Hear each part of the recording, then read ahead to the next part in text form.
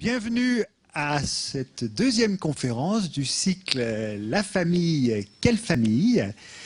Et la famille, on croit tous savoir ce que c'est, hein. On en connaît une, celle qui nous a vu naître, qui nous a vu grandir, mais finalement, on ne sait pas vraiment. Les nouvelles formes de famille sont très nombreuses.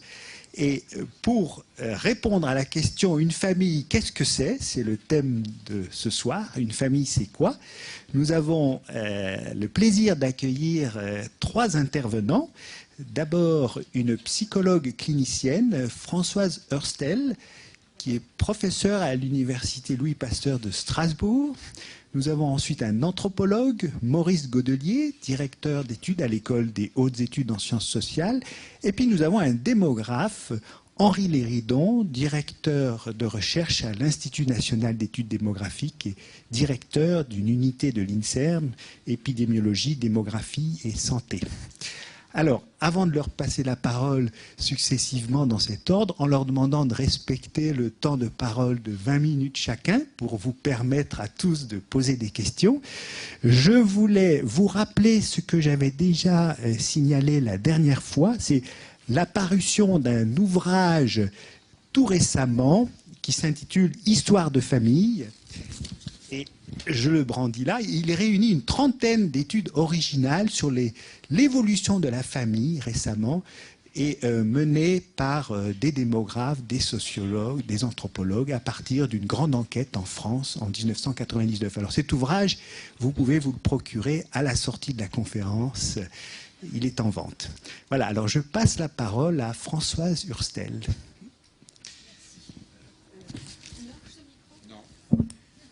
Il me semble qu'il ne marche pas. Il marche, ça y est. Bon. Alors attendez, je le rapproche un peu. Ça marche mieux comme ça? Non, parce qu'après, je ne veux plus m'occuper du micro, hein. Alors, une famille, c'est quoi?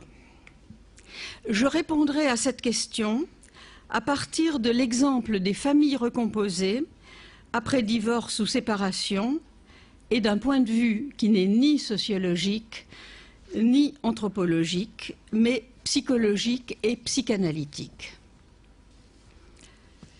Cela veut dire que je me place non pas du point de vue des organisations sociales que sont les familles ou des organisations familiales, mais du point de vue des sujets qui vivent les bouleversements psychiques spécifiques de ces recompositions. Je précise tout de suite que pour moi, il n'y a pas de la famille, il y a des formes de la famille, dont l'une des plus problématiques ou modernes, ou des plus révélatrices, comme je le dirai très rapidement tout à l'heure, sont justement les familles recomposées. Il n'y a pas non plus de famille, de la famille en général, il y a des familles dans l'histoire, et donc ma question, c'est la famille pour les sujets, c'est quoi aujourd'hui? Les sujets sont en effet les acteurs et les témoins, et ils sont aussi ceux qui inventent les formes de la famille, qui les vivent. Et je pense que l'invention au quotidien est sans doute l'une des marques, l'un des traits de ce qu'est une famille dans la période contemporaine. Inventer de la famille, c'est l'une des particularités de ce que nous pouvons entendre des personnes qui vivent de ces membres des familles. J'en veux pour preuve des choses que vous connaissez bien. La multiplication des lieux d'aide à la parentalité, comme on dit, les groupes de parole, ou alors nos consultations de psychanalystes et de psychologues où les parents, avec leurs enfants, viennent parler de leurs difficultés. Ils sont pris, ces personnes sont prises, et c'est pour ça, c'est à cela que j'attribue le fait qu'il y a une telle demande de consultation ou de lieu d'aide. Ils sont pris dans cette famille que Caroline Eliachev caractérise comme étant dans tous ses états, ou dans tous les états. Et en fait, moi, ce que je vois, ce sont des parents et des enfants, très souvent, qui sont dans tous leurs états. Mais ces lieux de parole, ces lieux de parole sont bien le signe qu'il s'agit d'inventer. Et l'on peut difficilement inventer tout seul dans cette solitude des villes que Françoise Dolto décrivait il y a déjà quelques décennies, et dans cette perte de repères liée à J'irai très vite et schématiquement des progrès de la pensée, c'est-à-dire une transformation des statuts, des rôles et des rapports personnels, privés, que les personnes veulent avoir les uns avec les autres. C'est-à-dire que c'est quelque chose qui est extrêmement positif, qui va produire une perte des repères. Je poserai 3 questions, dont 2, j'y répondrai extrêmement brièvement, pendant les quelques temps qui me sont impartis, les 25 minutes exactement. La première question, c'est qu'est-ce qu'une famille du point de vue psychanalytique? Parce que ce n'est pas évident. Si ce n'est pas une organisation sociale, c'est quoi? Deuxièmement, en quoi les familles recomposées sont-elles le révélateur de ce qu'est une famille aujourd'hui, tant du point de vue sociologique que du point de vue psychologique? Et troisièmement, comment parents et enfants construisent leur nouvelle parentalité lors d'une recomposition familiale, plus précisément à partir de l'exemple de l'établissement des liens entre un enfant et son beau-parent. Quels repères invente-t-il? Je m'appuierai bien sûr sur mes consultations d'une part, sur un ensemble de recherches déjà publiées ou en cours de publication d'autre part. Je ne vais pas vous embêter avec la méthode, surtout que je n'ai pas beaucoup de temps. Qu'est-ce qu'une famille du point de vue de la psychanalyse? On peut l'aimer, on peut la haïr. En général, on l'aime et on la hait tout à la fois. L'ambivalence est au programme du lien familial, mais rarement l'indifférence. C'est ce que nous entendons du côté de ces consultations ou de ces entretiens semi-directifs. Les familles, et cela quelle que soit leur organisation sociale, maritale traditionnelle, monoparentale, adoptive, homoparentale ou recomposée, puisque c'est de cela que je parlerai, sont le lieu de passion où les passions s'affrontent et où les pulsions se déchaînent. C'est bien pour ça qu'elles sont non pas bardées, mais qu'elles sont structurées par des interdits, dont 3 interdits fondamentaux, comme Françoise Dolto nous l'a appris. Interdit du collage à la mère, qu'elle appelle interdit du cannibalisme, interdit du meurtre et de la destruction, et interdit de l'appropriation sexuelle de la mère ou de la sœur ou du frère, ou du père, bien sûr. Ce sont ces interdits fondamentaux au sein des familles que l'on a rassemblés sous le nom générique d'interdit de l'inceste. Donc dans cette perspective psychanalytique, ces interdits fondamentaux il y en a très peu, et c'est ceux-là qui sont sur le plan éducatif importants, je le précise, c'est la position que l'on peut prendre par rapport à ces interdits, eh bien c'est cela, à mon avis, qui est perdu du point de vue des repères dans les familles recomposées, je le préciserai ensuite. Je voudrais vous donner donc une définition de la famille dans ce sens, donc du point de vue psychanalytique, puisque justement c'est une définition très particulière où la question de la pulsion et du fantasme va intervenir. Qu'est-ce qu'une famille dans la perspective où nous nous plaçons et dans ce que nous essayons d'entendre qui est au cœur du lien familial? Je vous propose ceci. La famille est un creuset, le lieu où se travaille la pulsion, le grouillement fantasmatique et la rencontre élémentaire du biologique et de l'institutionnel médiatisé par les parents. Bref, la famille, dans cette perspective, est tout ce dont le sujet est l'effet. Dans ce que je viens de dire, la famille est envisagée comme un lieu et un cadre social, symbolique social, je dirais, qui permet aux adultes, parce que chacun y a sa place généalogique claire, d'éduquer des enfants, c'est-à-dire, qu'est-ce que ça veut dire éduquer? De les faire entrer dans l'humanisation, de les promouvoir comme sujets, c'est-à-dire capables de dire « je » en leur nom, et de leur permettre de devenir des citoyens, des sociétaires, par la socialisation. bref, de leur permettre de devenir des êtres désirants selon les lois humaines, selon une très belle formule que j'emprunte à Pierre Caméraire, qui a écrit en 2000 un ouvrage tout à fait fondamental sur la violence adolescente. Je précise que dans l'expérience qui est la mienne, je n'ai pas rencontré de formes idéales de la famille. Aucune forme de la famille empêche qu'il y ait des névroses et des problématiques diverses. Aucune n'empêche qu'il y ait des moments difficiles de crise qui ne sont pas graves. La névrose étant, disait Freud, la normalité, c'est-à-dire des éléments qui apparaissent du fait même que nous vivons, du fait même du développement des enfants, du fait même des crises de la vie, dont par exemple chez les adultes, la crise parentale, devenir parent, ou la crise de la mi-vie est l'une d'entre elles. Donc aucune famille, aucune forme familiale, du point de vue de l'organisation empêcherait qu'il y ait des problèmes. Je le dis d'une certaine façon pour qu'il n'y ait pas d'ambiguïté et qu'on n'idéalise pas la famille. Il n'y a pas de forme idéale de la famille en ce qui concerne le devenir que je viens de définir des enfants, ces nouveaux venus au monde qu'il faut introduire à la vie humaine. Ce qui va être important dans une famille, à partir de l'organisation sociale, de ce cadre symbolique nécessaire, ce cadre social, c'est que dans la famille, mais qui, les parents bien sûr, on réponde aux questions fondamentales que se pose un enfant. C'est que des réponses puissent être relativement claires, apportées par ceux qui ont la charge des enfants à ces questions fondamentales de la vie. Alors quelles sont-elles ?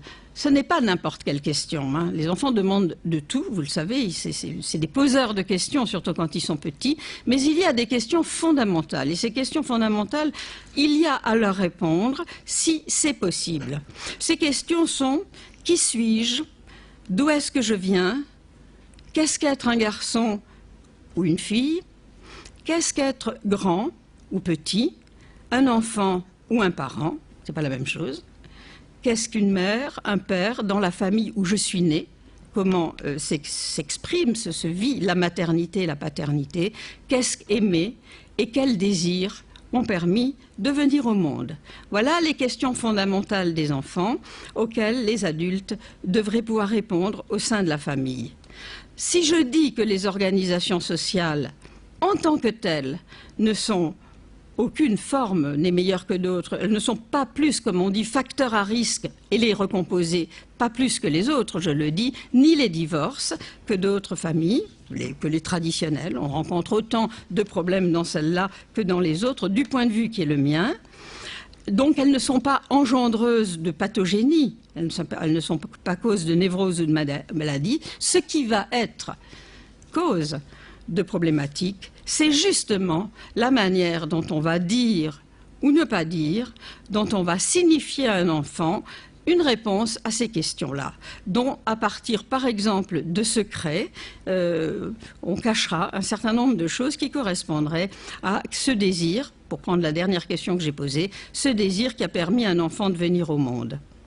Le véritable problème de la famille aujourd'hui, enfin des familles d'aujourd'hui, et particulièrement des familles recomposées, c'est est-ce que dans les conditions structurales qui sont celles de la famille, c'est-à-dire une relative anomie, comme je vais le montrer maintenant, est-ce qu'une relative donc absence de loi qui structure un certain nombre de rapports familiaux, est-ce que ce ne serait pas une difficulté supplémentaire pour les parents de répondre à ces questions?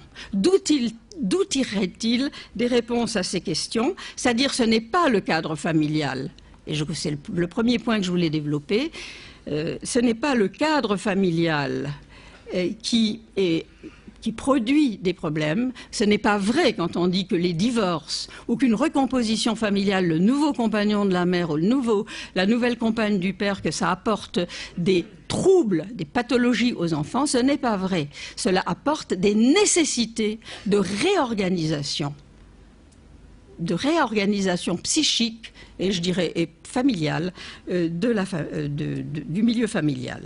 Mais le véritable problème serait peut-être lorsque les adultes ne savent plus répondre à ces questions parce qu'ils n'ont plus les cadres symboliques sociaux qui leur permettent de répondre. Alors qu'est-ce que je veux dire par là? Eh bien, je citerai ici un psychanalyste qui s'appelle Jean-Pierre Winter et qui dit très justement ce que j'essaye de vous dire là, dans cette difficulté qu'ont les parents de répondre aux enfants ou de vivre même quelque chose qui serait clair à leurs propres yeux sans confusion. Jean-Pierre Winter disait dans une conférence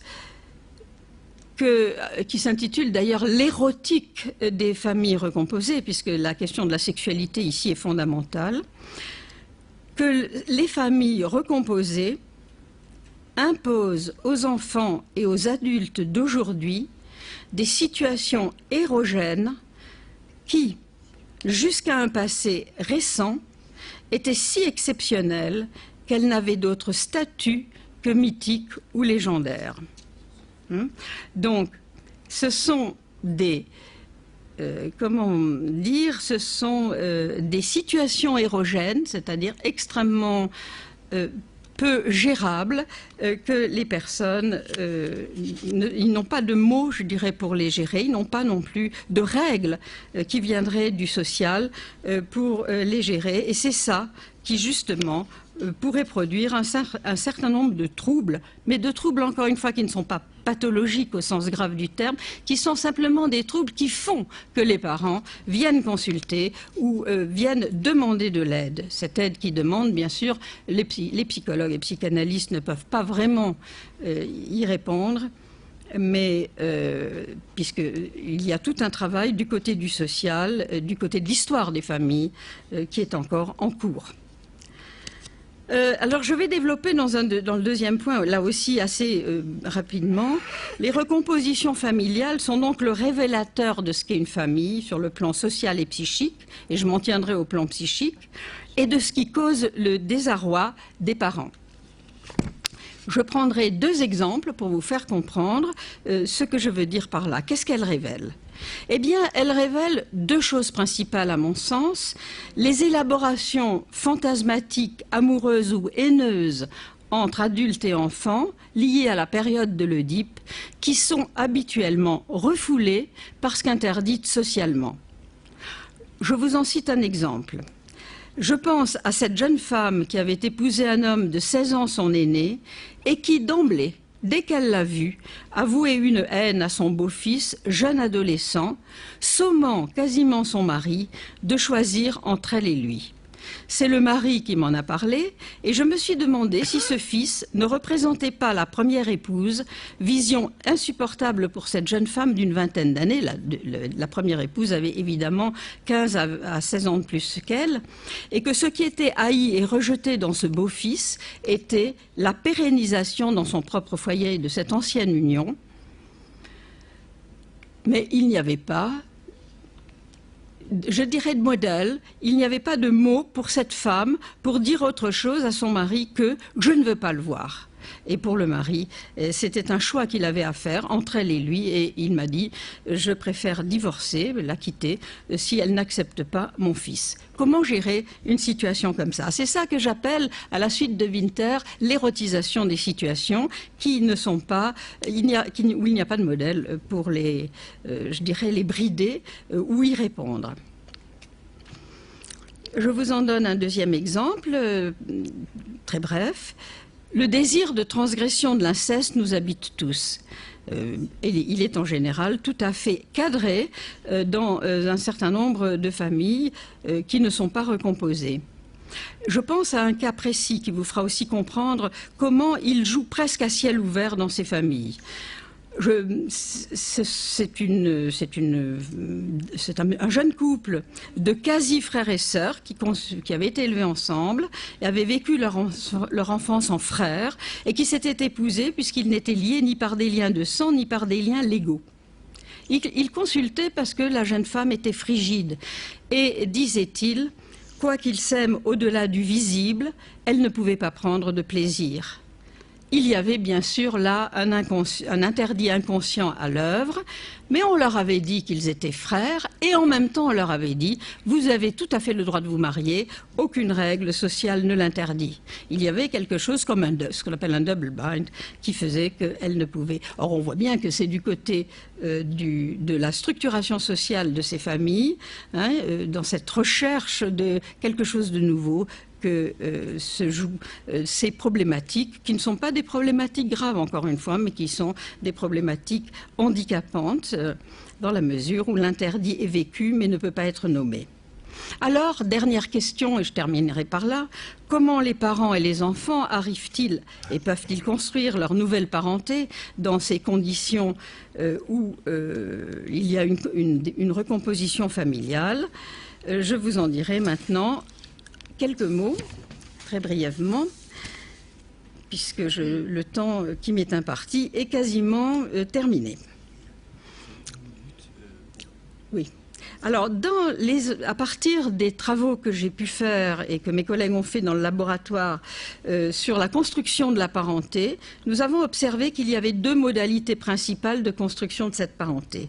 Ce que les familles tentent d'inventer, c'est l'unification de la famille, d'une famille qui n'est pas unie, puisque ce sont des pièces rapportées, je dirais, qui constituent la famille recomposée, donc s'insérer dans une unité, et d'autre part, et c'est surtout du côté des enfants que cela s'entend, se différencier. Où est mon... J'ai une minute encore pour... Oui. Alors, je voudrais vous dire quelques mots pour finir sur, non pas l'unification de la famille, mais sur la différenciation de chacun. La différenciation de chacun, c'est surtout, à travers toujours ces consultations et ces entretiens, ce qu'on entend, c'est la nécessité absolue pour pouvoir vivre de façon non angoissante, c'est de savoir exactement quelle est sa place généalogique, sa place par rapport à l'intrus, comme certains disent, c'est-à-dire le compagnon de la mère ou la compagne du père qui vient d'arriver. Alors, je voulais vous citer, mais je le citerai donc très transversalement, une monographie familiale que j'avais recueillie, qui est l'histoire d'Anne. Anne qui a 4 ans lorsque Pierre vient d'habiter avec elle, donc avec sa mère, et qui va, alors qu'elle le connaissait depuis longtemps, dire « Je ne veux plus de toi, je ne t'aime plus ». Qu'est-ce qui se passe à ce moment-là? Cela repose sur une série d'entretiens. Lorsque, à 4 ans, les entretiens ont eu lieu, elle avait 9 ans, lorsqu'à 4 ans, Anne rencontre Yves, le compagnon de sa mère, et elle aime bien sûr son père, eh bien, elle va revivre 2 séparations qu'elle n'arrive pas à comprendre. Celle de son père et de sa mère, qu'elle n'avait pas acceptée en tant que couple, mais aussi celle de l'interdit de la fusion avec sa mère, puisqu'elle a vécu 1 an toute seule. La venue d'un compagnon produit quelque chose qui est de l'ordre de plus jamais, c'est fini, le couple de mon père et de ma mère est terminé, mais aussi je ne suis plus seule avec ma mère, c'est-à-dire ce qu'on appelle l'interdit de la fusion avec la mère, l'interdit du collage dont je parlais, qui se présentifie très fort avec cette personne. Simplement, les enfants ne l'acceptent pas et les adultes ne comprennent pas ce qui se passe. Alors, ce qui s'est passé dans cet entretien, ce que j'ai entendu, c'est que de nouveaux repères ont été construits à propos de cette situation dans cette famille par la parole. Ce que Pierre va tenter de faire, puis Christine, la mère de Anne, eh bien, c'est de parler très régulièrement avec cette petite fille pour lui mettre des mots sur ce qui s'est passé. Sans parole, eh bien, les enfants ne peuvent pas avoir de repères. Et les parents eux-mêmes ont beaucoup de mal à trouver les mots justes, puisque eux-mêmes découvrent et inventent ces situations avec l'enfant. Une femme me disait, et je conclurai là-dessus, en tout cas j'arrêterai ici, ce n'est pas une conclusion, mon exposé sur ces nouveaux repères dans les familles recomposées et ce désarroi des parents face à une relative anomie transitoire, à mon sens, des familles. Je dirais on est en période de transition historique.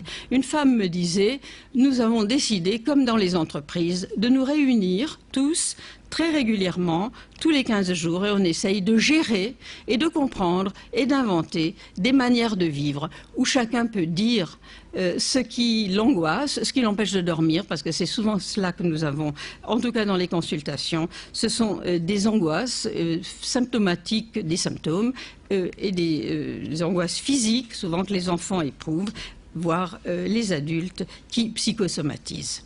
Voilà, j'espère que tout à l'heure, j'aurai l'occasion de préciser encore ces choses dans l'entretien, mais je laisse la parole à mes collègues. Merci. Eh bien, la parole est à Maurice Godelier.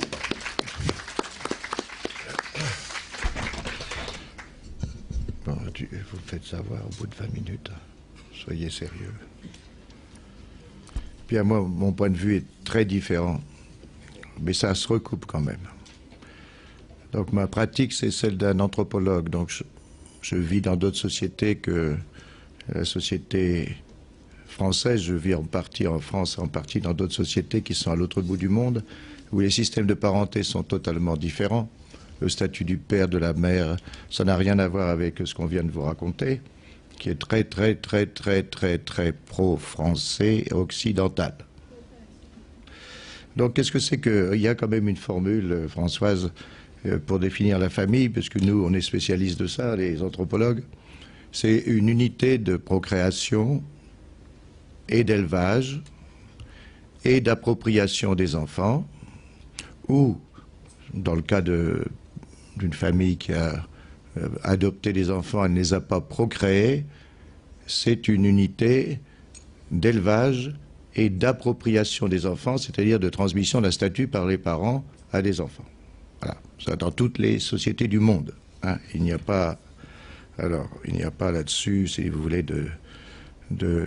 Alors, évidemment, je viens de publier un énorme livre qui compare 184 sociétés, donc c'est pas simplement le point de vue français, et où je traite de l'homoparentalité, de la monoparentalité, des familles recomposées, mais comparées par l'Europe avec d'autres situations dans le monde, le monde islamique ou d'autres mondes. Donc là-dessus, ce n'est pas du tout la même chose que ce qui se passe maintenant dans l'Europe et dans l'Amérique du Nord. Alors, qu'est-ce qui se passe, si vous voulez ? Ce qui se passe, c'est que les Européens, nous sommes dans un système de parenté très particulier. Nous sommes dans ce qu'on appelle un système, je vous dis, c'est un peu abstrait le mot, un système en partie indifférencié. Ça veut dire qu'un enfant appartient aussi bien au groupe de son père qu'au groupe de sa mère. Avec seulement ceci chez nous, c'est la transmission du nom du père qui fait votre patronyme. Mais la loi française permet maintenant, à l'âge de la majorité d'un enfant, de choisir le nom de sa mère s'il le veut. Donc la situation française est en train d'évoluer profondément. Le patronyme n'est plus pater. Bon. Mais qu'est-ce que ça veut dire? Ça veut dire que chez nous, je vous explique, dans toutes les sociétés du monde, on est fils d'eux et fille d'eux, un homme et d'une femme. Jusqu'à, attendez, je mets de côté les familles homoparentales qui, par adoption entre des gays ou par insémination, c'est compliqué. Je mets de côté ce cas particulier qui se développe actuellement en Europe et en Amérique. Je prends donc tout le reste. Eh bien, dans les autres sociétés, on est dans un système de parenté patrilinéaire. Ça veut dire quoi? Que les parents, que l'enfant ne descend que des hommes qui précèdent sa génération. Il appartient à la famille, au lignage, au clan du père et pas à celui de la mère. Donc la famille elle-même qui comporte un homme et une femme, eh bien la structure d'appropriation des enfants, c'est seulement par les pères que c'est approprié, pas par la mère ni par le frère de la mère. Donc c'est pas du tout ce que vient de vous raconter Françoise. Le statut de l'homme et de la femme face à l'enfant, à cause du principe de descendance, on descend que par les hommes, ça ne peut pas être la même chose. Dans les sociétés matrilinéaires qui existent en Océanie et d'autres, c'est la mère qui possède l'enfant et le frère de la mère qui en est le propriétaire. Et le père, d'abord la notion de père, c'est pas la même que chez nous, hein, parce qu'on ne pense pas que le sperme fait l'enfant dans ces sociétés. c'est la femme qui fait l'enfant elle-même avec les ancêtres, etc. Le sperme nourrit le fœtus, c'est pas du tout notre représentation. Eh bien, le mari de la dame, père des enfants entre nous, il s'approprie pas ses propres enfants. Il s'approprie les enfants de sa sœur, dont il est l'oncle maternel. Alors évidemment, la famille n'est pas structurée de la même façon. Pas du tout. Et les rapports d'intérêt, d'autorité et de conflit ne sont pas les mêmes. Alors nous, les Européens, on a une situation dans laquelle on descend aussi bien du père que de la mère, et donc c'est pour ça que les psychanalystes et les sociologues ils pédalent dans la famille nucléaire tranquillement, parce que la filiation et la descendance se confondent chez nous. On descend aussi bien de son père que de sa mère, on est fils de l'un et de l'autre. De sorte que pour les Européens, ils ont du mal à comprendre la famille islamique, patrilinéaire, strictement. Ils ont du mal à aller en Nouvelle-Guinée. Matrilinéaire, ça, c'est plus compliqué. Et je ne parle pas ici simplement de pulsions. J'imagine que les pulsions sont les mêmes, mais de structuration sociale et de droits d'intérêt qui sont investis dans la cellule familiale.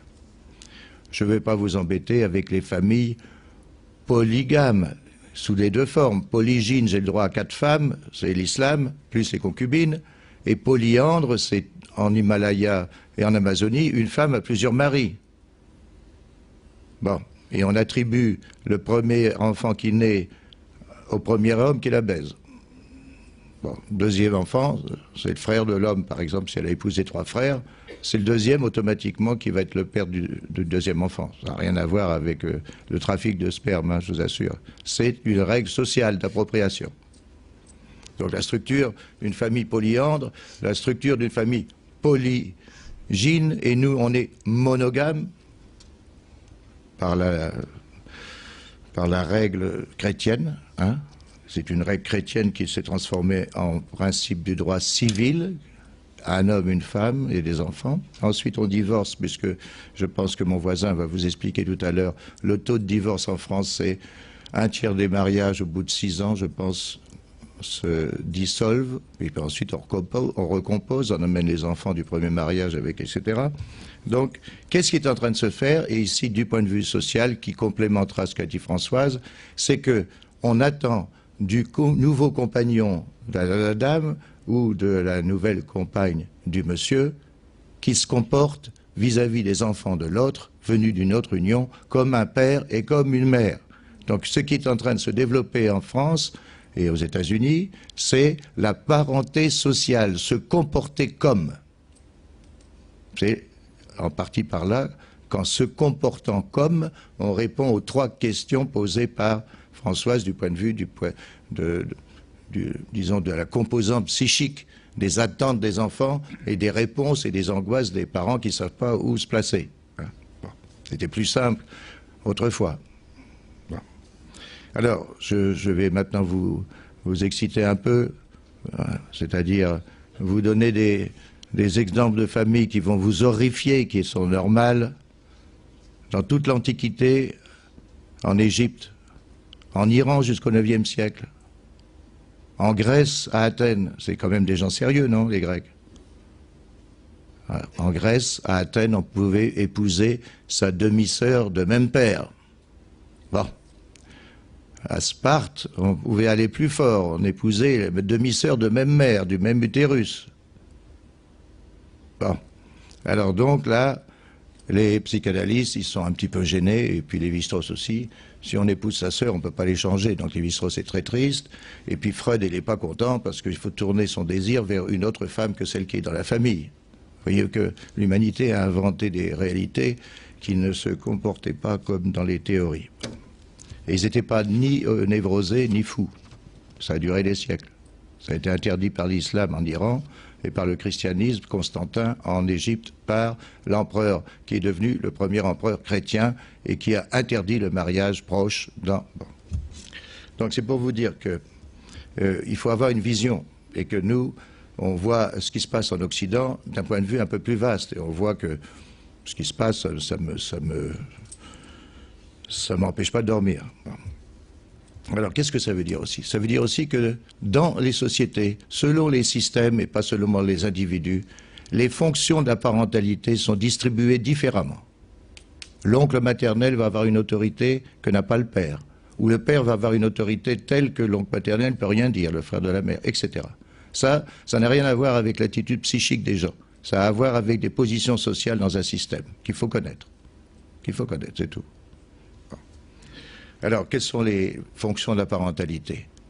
Avoir des droits et des devoirs vis-à-vis des enfants, vous avez entendu? Alors, quand on se remarie, avoir des droits et des devoirs vis-à-vis des beaux-enfants. Regardez en français. En français, le deuxième compagnon de la dame, autrefois, comment ça s'appelait? Parâtre. Et ce mot a disparu en français pour dire beau-père maintenant, ce qui n'a aucun sens. En anglais, on dit stepfather et father-in-law. Le père de votre femme s'appelle father-in-law, et puis si vous, etc., c'est stepfather, c'est-à-dire, chez nous les Français, parce qu'on a confondu marâtre, la mauvaise mère. Vous avez entendu l'histoire de la dame qui a épousé et qui voulait plus du fils, qui a la continuité de l'autre là-dedans? Hop, c'est un vieux truc, ça. Jeter l'enfant des autres, parce que c'est toujours la présence de l'autre. Oh, c'est un vieux truc. Ben, les Français avaient un mot parâtre et marâtre. On a fait disparaître à cause de la charge négative, et on a employé beau-père avec deux sens en français. Donc, c'est pour vous dire, c'est pas d'aujourd'hui qu'on voit ces problèmes. Alors, donc, qu'est-ce que font les individus dans des structures de parenté et de famille? Ils ont des droits et des devoirs. Ils doivent exercer une autorité dans certaines limites. Ils doivent s'empêcher de relations sexuelles ou d'autres caresses et autres choses comme ça à l'intérieur de la cellule familiale. Évidemment, quand vous aviez le mariage frère-sœur chez les Égyptiens, le père ne baisait pas sa fille avant que sa fille épouse son fils. Même là, il y avait un interdit intergénérationnel, alors qu'il y avait une union intragénérationnelle. Et pourquoi les gens se mariaient? Parce que c'était des cochons, des pervers? Dites-moi, parce que épouser sa sœur, c'était la même chose que les dieux. Les dieux s'épousent entre eux. Ceux qui se mariaient avec leur sœur étaient ceux qui se conduisaient de façon divine. C'est pas des cochons. Hein? Bon, alors, il faut avoir, évidemment, tout ça, ça a été totalement interdit à partir du développement du christianisme. Tout le bassin méditerranéen était avec des mariages proches. Et le christianisme a multiplié les interdits de mariage jusqu'au 7e degré. Puis ensuite, le 4e, ça ne marchait plus. Puis au 19e siècle, le 2e maintenant. Et ils sont dans le 2e. Alors que vous pouvez, et on n'avait pas le droit évidemment d'épouser, vous le savez, la sœur de sa femme, de son vivant. Il fallait attendre que sa femme soit morte pour l'épouser. Bon, maintenant, vous avez le droit par la loi de divorcer de votre femme et d'épouser sa sœur. Quel est le fond de tout ça? Quel est le fond historique? Ce n'est pas un fond qui est né d'avant-hier, c'est un fond qui est très ancien dans notre culture. Alors, peut-être que j'ai fini, non? Vous me dites, hein? Ah, c'est pas moi. Hein. Non, mais où est mon contrôleur, là? Bon, parce que bon, je préfère avoir un contrôleur extérieur parce que mon contrôle intérieur ne fonctionne pas bien, là.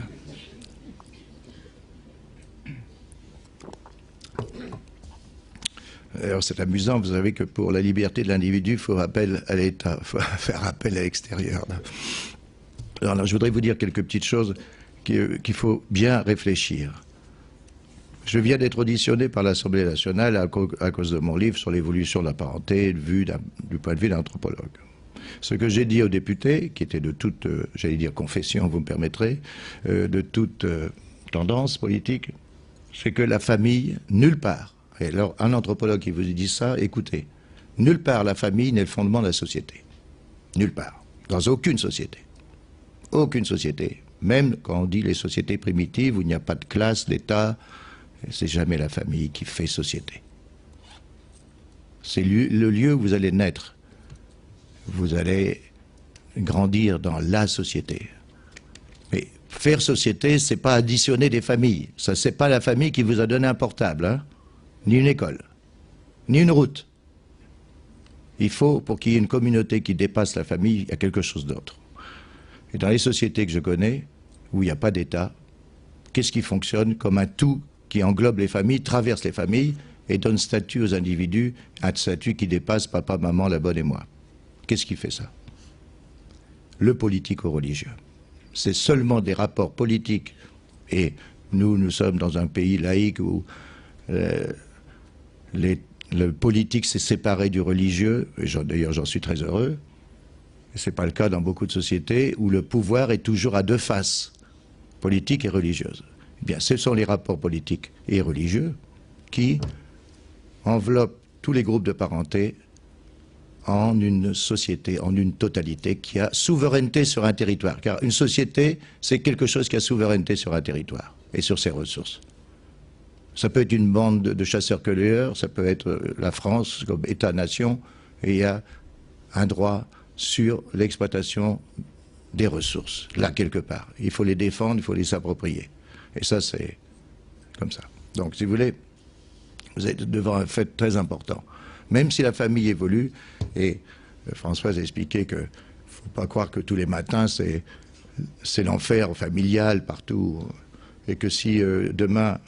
D'ailleurs, on parle beaucoup aujourd'hui de monoparentalité, et on oublie la monoparentalité, le nombre de femmes qui, grâce à leur travail et tout ça, peuvent et veulent des enfants sans avoir un père en permanence dans la famille. Il y en a des centaines de milliers quand même en France. Bon, et maintenant on discute sur l'homoparentalité. Alors qu'est-ce que c'est?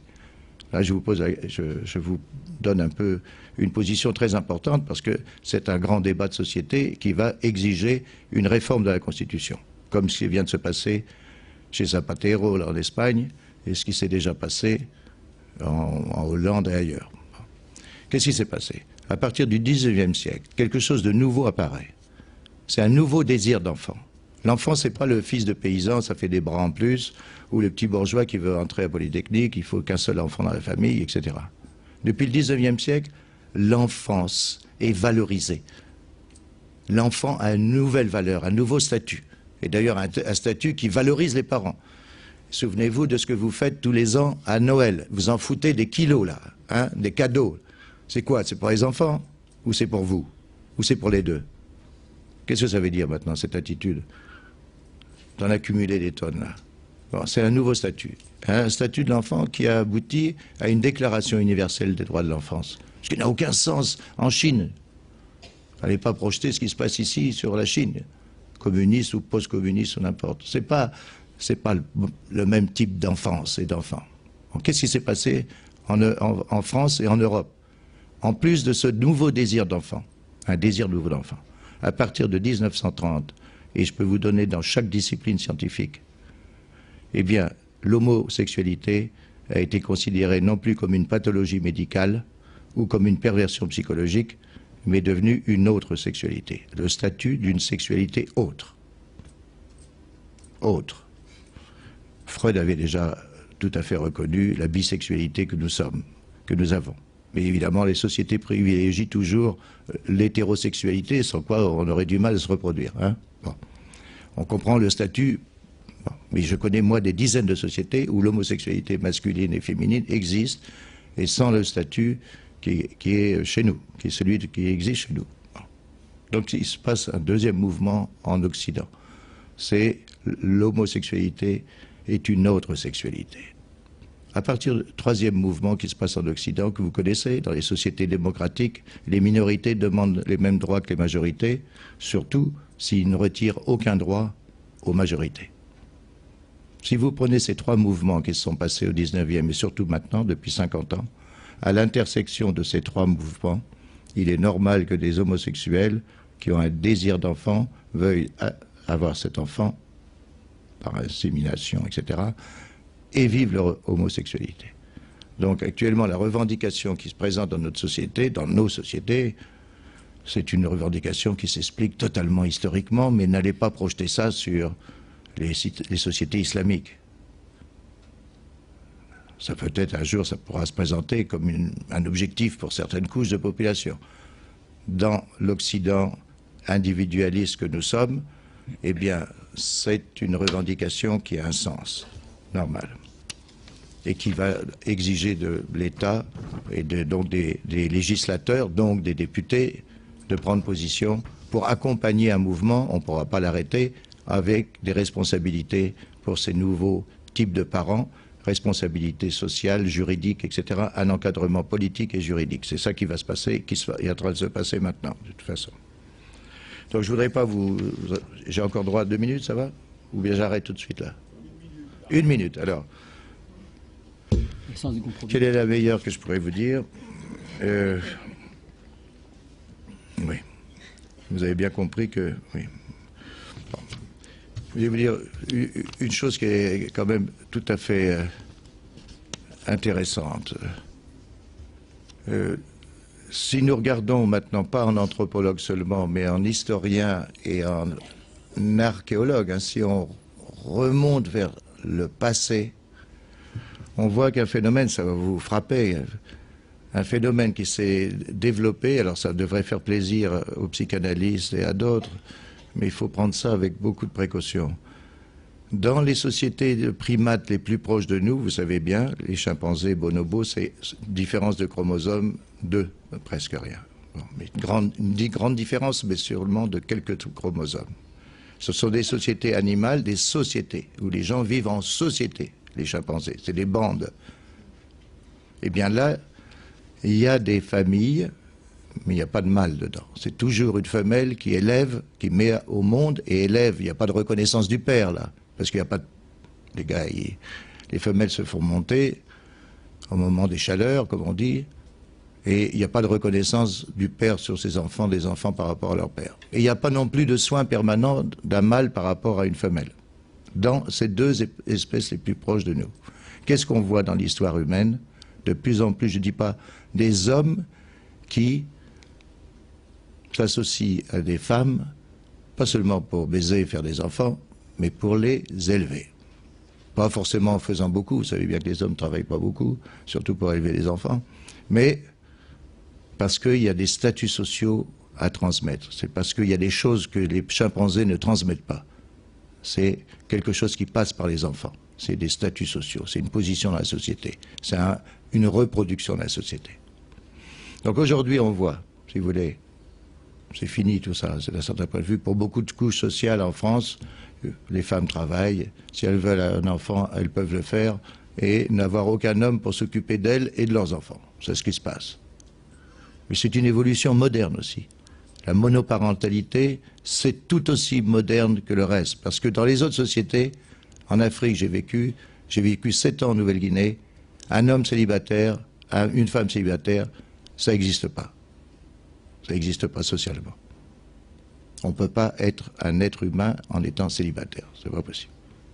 Donc, même ce qui se passe entre nous, ce qui se passe ici, pas seulement homoparentalité, mais monoparentalité, mais taux de divorce maintenant que va nous préciser mon voisin, famille recomposée, c'est 3 formes de développement qui sont totalement historiquement compréhensibles et qui posent quelques problèmes. Mais ça dépasse vraiment... On peut inventer toutes sortes de formes de famille et de solutions aux problèmes de la famille. Mais on peut voir, nous, anthropologues et historiens, des phénomènes majeurs tendanciels. Et il faudra une réponse pas seulement des individus pour se bricoler leur famille, il faudra aussi une réponse de la société, une réponse politique, une réponse juridique. Un débat, quoi. Mais pas un débat intrafamilial entre moi et toi, etc., ce qui est normal, ça se va de soi. C'est insubstituable. Il va falloir un débat global, où les responsables de différentes couches sociales, confessions religieuses, partis politiques, je ne sais pas quoi, enfin bref, les gens qui... Et puis les individus s'expriment sur ces évolutions. Sinon, eh bien c'est ce qu'a dit Françoise, on se démerde, on fait ce qu'on peut, et on peut même faire des conférences familiales tous les 8 jours pour faire le point. C'est bien déjà d'être capable de faire une conférence familiale tous les 8 jours pour faire le point. Même dans les familles normales, ça ne se fait pas. Alors. Donc je vais terminer là. C'est bien, ça va? Merci, très bien, très bien. Et on est nous-mêmes ce soir en pleine conférence familiale. Hein. On a élargi un petit peu, mais merci. Et je laisse la parole à Henri Léridon. Merci. Alors moi, je vais essayer d'illustrer avec une projection. Si on a le relais.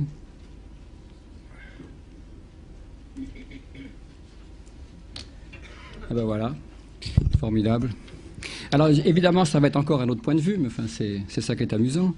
J'ai essayé, en tant que démographe, donc de répondre à un certain nombre de questions derrière celle qui nous est posée. Là, une famille, c'est quoi? Après tout, en effet, quand on veut comptabiliser, il faut savoir ce qu'on compte. Donc, c'est pas mauvais d'y réfléchir. Donc, je vais simplement vous illustrer rapidement qu'en effet, on peut penser à des choses diverses quand on parle de famille. Et puis, vous montrer ensuite un peu comment les évolutions démographiques récentes, de toute façon, tendent à changer certains aspects des structures familiales, et puis les comportements, bien sûr, aussi, qui les font évoluer. Alors, j'ai voulu commencer par regarder en droit, je ne suis pas juriste, donc je ne vous embêterai pas avec des choses compliquées, mais simplement pour voir où est-ce qu'on parle de la famille et comment on en parle. Et à ce moment-là, finalement, on s'aperçoit que, même si ce n'est pas très bien défini, très clairement défini, en réalité, on arrive à l'idée que c'est essentiellement lorsque un homme et une femme se marient, c'est l'expression qu'on utilise traditionnellement dans ce genre de déclarations qui sont un peu anciennes, comme celle des droits de l'homme de 1948, c'est quand ils se marient qu'ils fondent une famille. On affirme le droit à chacun de se marier et de fonder une famille. Donc on voit que c'est cette idée-là, au moment où on se marie, on fonde une famille. Puis alors au passage, on trouve ces belles formules, comme Maurice Godelier a évoqué, la famille est l'élément fondamental de la société. Bon, alors ça, c'est des paroles, et à droit à la protection de la société, ça d'accord, mais l'élément fondamental, alors on retrouve ça dans diverses choses. J'ai eu la curiosité de regarder dans le traité européen, vous savez, dont on parle un petit peu en ce moment. Alors là, ça, c'est l'intégrale du livre 2, c'est-à-dire de la Charte des droits fondamentaux. Donc vous voyez que c'est quand même abordable, cette partie-là est abordable. Et c'est intégral, j'ai vérifié. Donc on y affirme, donc en tant qu'Européens, voilà ce qui nous attend demain. Nous aurons à nouveau le droit de se marier et de fonder une famille. Alors c'est garanti, c'est pas précisé, c'est garanti par les lois nationales qui en régissent l'exercice. Donc chacun pourra quand même dans son pays avoir ses définitions de façon éventuellement différente. Dans la Déclaration des droits de l'enfant qu'on a évoquée ici tout à l'heure, on dit aussi, on proclame dans les attendus, convaincu que la famille, unité fondamentale de la société, on y revient, et milieu naturel pour la croissance et le bien-être de tous ses membres, et en particulier des enfants, doit recevoir la protection et l'assistance, etc. C'est toujours cette idée de protection de la famille.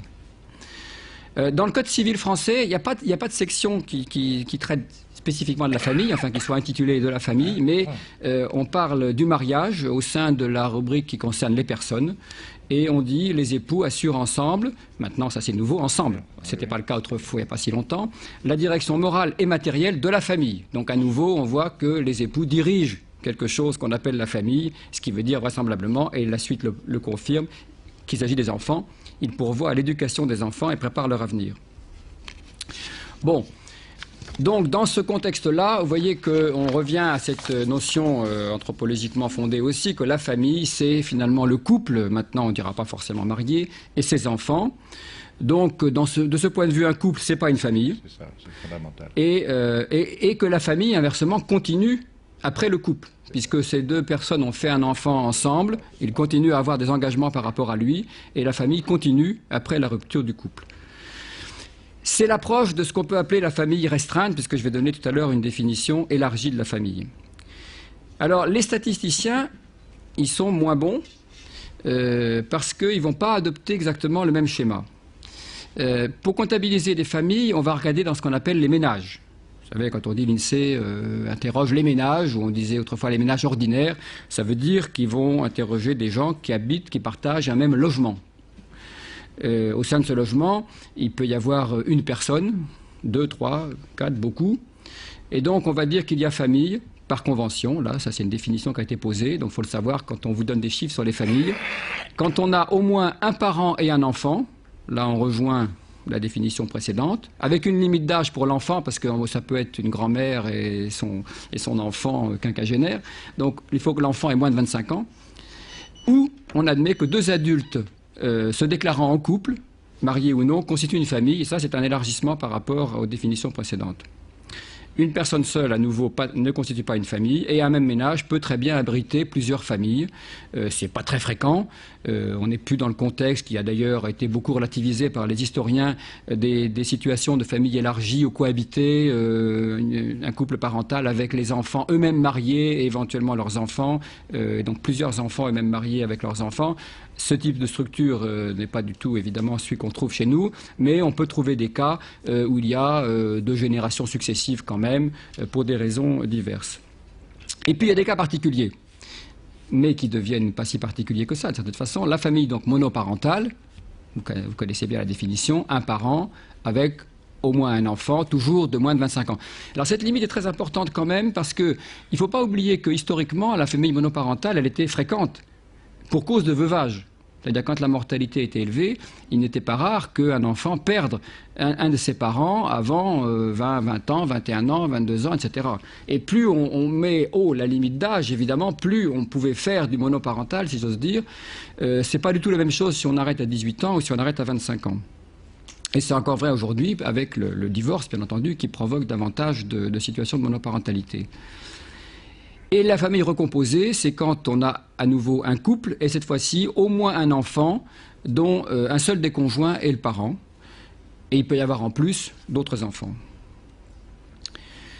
Voilà pour les définitions restreintes. Donc la définition juridique qui est celle de l'anthropologique aussi, et puis la définition statistique qui est celle qui est adoptée pour des raisons que j'ignore. Maintenant, vous savez évidemment qu'il y a la définition extensive qui est l'ensemble des personnes qui sont liées par la filiation ou par le mariage. Donc là, on a toute la panoplie des parents, grands-parents, des enfants, petits-enfants, des oncles, des tantes, des cousins, des cousines, des neveux, des nièces, etc. et de leurs conjoints. Tout ça fait du monde, surtout si on prend aussi les équivalents du côté du conjoint. C'est là où on doit prendre en compte effectivement ce que disait Maurice Godelier, c'est-à-dire est-ce qu'on est dans une situation où on va considérer le réseau familial comme ce développement principalement ou uniquement du côté du père ou du côté de la mère, ou est-ce qu'on accepte la symétrie, ce qui est le cas chez nous. Donc c'est un réseau qui est très vaste celui-là. Si on inclut tous les collatéraux et tous les alliés, il est quasiment infini. On est tous cousins. C'est un réseau qui... on est tous cousins, oui, je voulais illustrer ce point-là aussi en vous disant que aussi on a tous les mêmes ancêtres, ou en grande partie. Parce que si vous faites le calcul sur 1000 ans, en 1000 ans, il y a une trentaine de générations à peu près, une génération qui remplace une autre après 30 ans. Donc si vous faites 2 à la puissance 32, ça vous fait à peu près 4 milliards d'arrière-grands-parents. Donc en France, il y avait moins de 10 millions d'habitants autour de l'an 1000. Donc, et sur la Terre entière, il y en avait 300 millions à peu près. Donc on est très en dessous des 4 milliards. Donc ça veut dire qu'en fait, évidemment, il y a des recoupements considérables et que tous nos grands-parents ne peuvent pas être distincts de ceux de notre voisin. Alors, ce réseau, il évolue beaucoup à la fois au cours de la vie et sous les conditions d'évolution de la mortalité et de la fécondité. Alors regardons d'abord au cours de la vie dans le contexte qui est à peu près celui d'aujourd'hui. Alors pas tout à fait, parce que c'est ce qu'on observerait si on a l'espérance de vie que nous connaissons aujourd'hui, vous savez, 80 ans, hein, on a célébré le passage à 80 ans d'espérance de vie en France il y a peu, et 2 enfants en moyenne, ce qui est aussi le contexte actuel. Alors sur ce tableau, si vous arrivez à le lire, vous avez à divers âges, 0, 20 ans, 40 ans, 60 ans, etc., le nombre de générations auxquelles peut se référer un individu.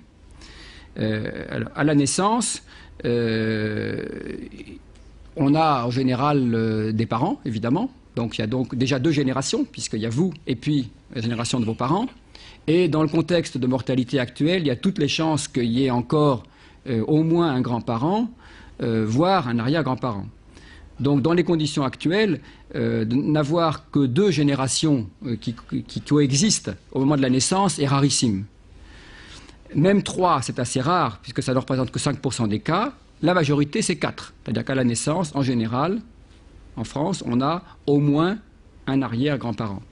voire un arrière-arrière, un bisaïeul, puisqu'il y a 25% qui sont dans ce cas-là. À 20 ans, le tableau change, parce que plus on grandit en âge, et plus on risque d'avoir perdu ces personnes âgées, ces grands-parents âgés, ces arrière-grands-parents âgés, sans qu'on ait encore le temps d'avoir eu des enfants soi-même pour renouveler les générations dans l'autre sens. Donc, vers 20 ans, c'est le moment où on a le plus petit réseau, finalement, en termes de cohabitation de générations. On n'en a plus que la moitié, à peu près, qui ont exactement 3 générations cohabitantes, donc le plus souvent au-dessus d'eux. Et 37% qui en ont 4. Et puis, petit à petit, on va à nouveau voir le réseau s'agrandir dans ce sens-là, en passant à nouveau une majorité de 4 générations qui cohabitent. Donc vous voyez que c'est tout à fait fréquent aujourd'hui. Quand vous avez 40 ans, 60 ans, 50 ans, vous avez en général, majoritairement, une fois sur 2 en tout cas, 4 générations qui cohabitent. Donc cette fois-ci, ce sera une ou deux au-dessus et une ou deux en dessous. Et puis, ça va se stabiliser, et même plus vous allez avancer en âge, et plus vous aurez des chances d'avoir, à 90 ans par exemple, un grand nombre de générations, mais qui seront toutes, cette fois-ci, dans le sens descendant, c'est-à-dire que vous aurez des enfants, des petits-enfants, d'arrière-petits-enfants, arrière-petits-enfants.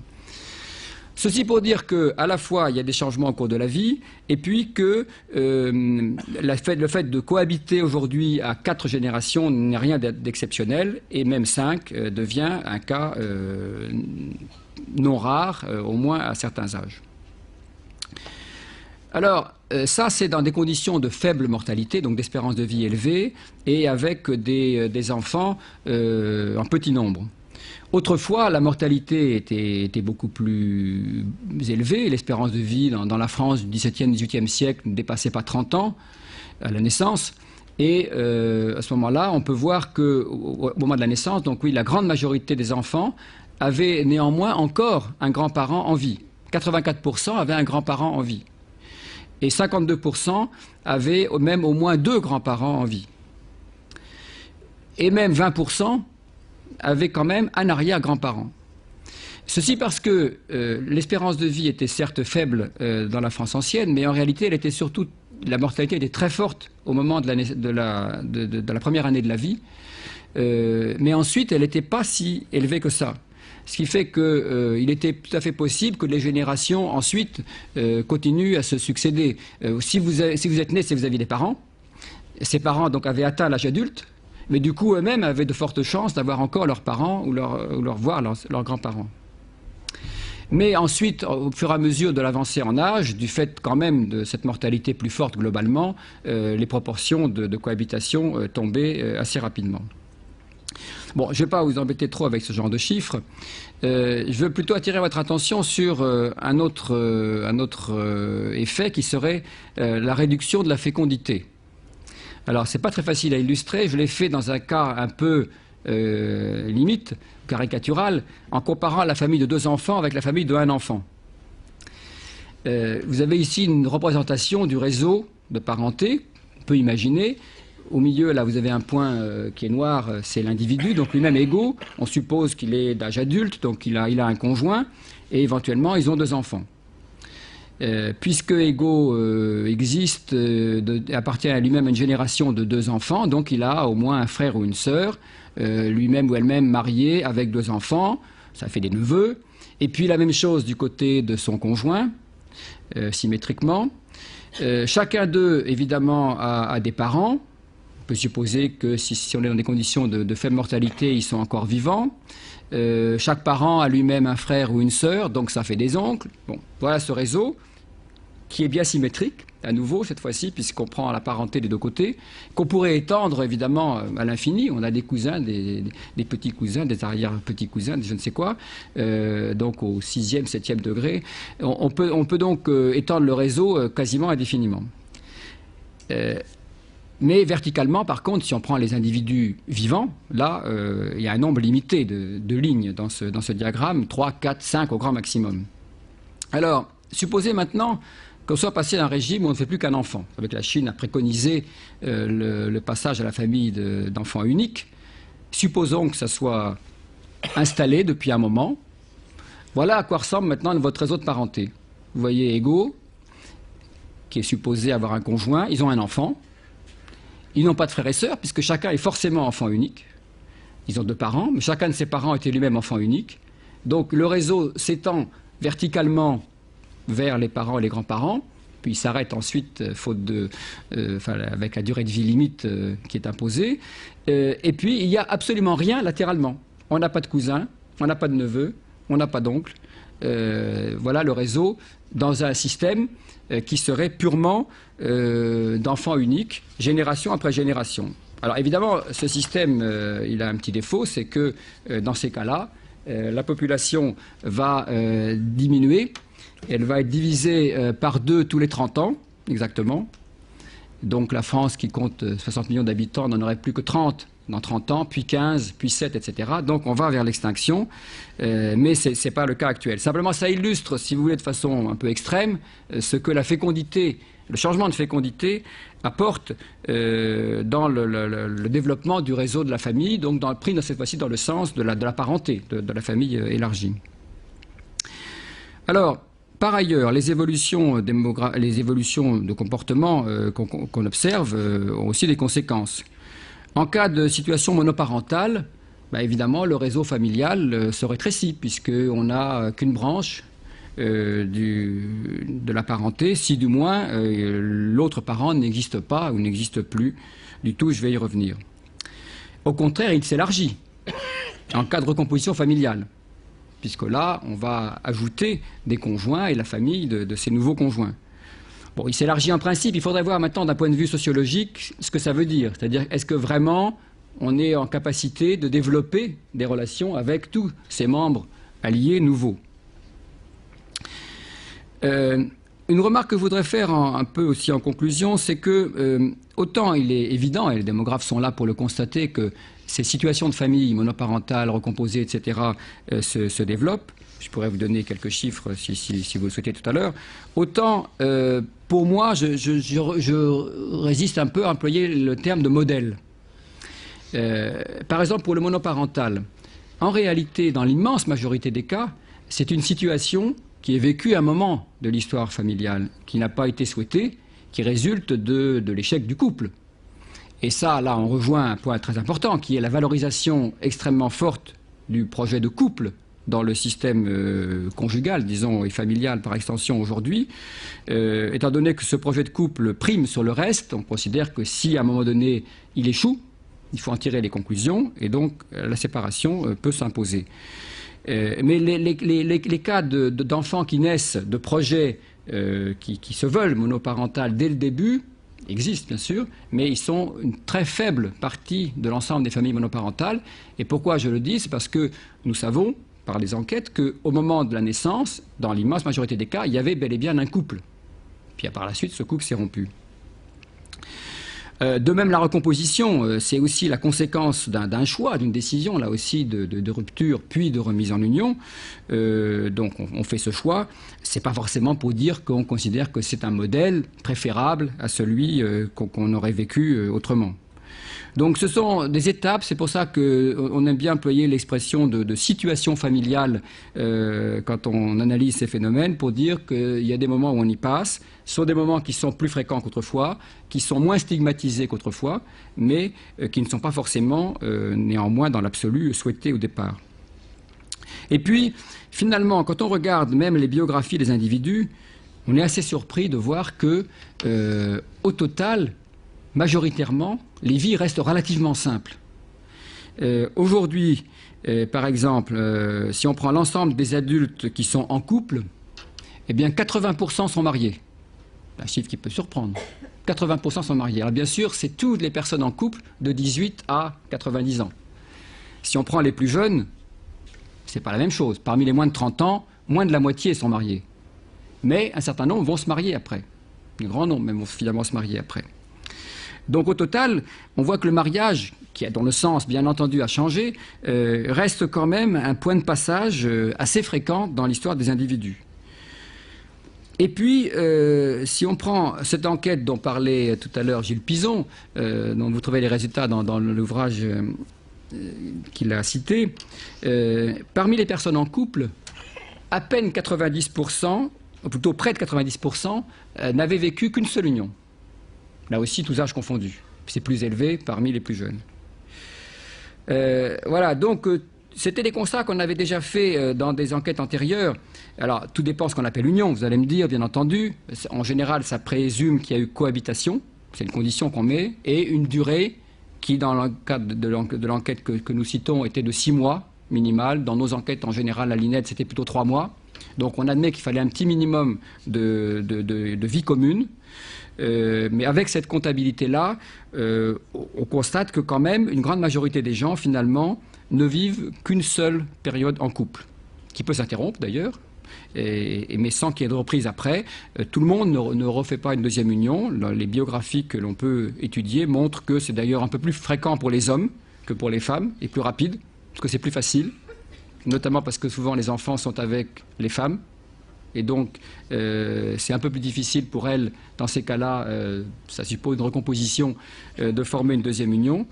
Mais ça n'est pas du tout quelque chose de systématique et d'automatique et de rapide. Donc voilà, en conclusion, à la fois j'ai essayé de vous montrer qu'il y a des choses qui changent assez radicalement. Donc sans aucun doute, notre système de structure familiale évolue, se transforme assez fortement. Et en même temps, il y a une certaine continuité qu'on peut attribuer au fait que le modèle de couple, même s'il doit être homosexuel éventuellement, le modèle de vie de couple, et même je dirais surtout finalement, parce que ça renforce un peu cette idée-là, quand on dit qu'il faut les mêmes droits pour les couples homosexuels que pour les couples hétérosexuels, c'est une façon de valoriser ce modèle-là qui aspire à la stabilité, qui n'y réussit pas toujours, qui accepte dans ces cas-là l'échec beaucoup plus facilement qu'autrefois, mais ça reste quand même le modèle de référence. Et dans le retard de constitution des unions, de constitution des familles au sens d'avoir des enfants aussi, il y a probablement en grande partie l'idée qu'il faut être sûr, à un moment donné, de l'engagement qu'on prend, surtout si on veut des enfants, et donc qu'on a trouvé le bon partenaire et qu'on démarre une union qui a des chances de durer. Donc ça, je crois qu'on a là un élément de stabilité à travers toutes les transformations qui sont visibles par ailleurs. Merci.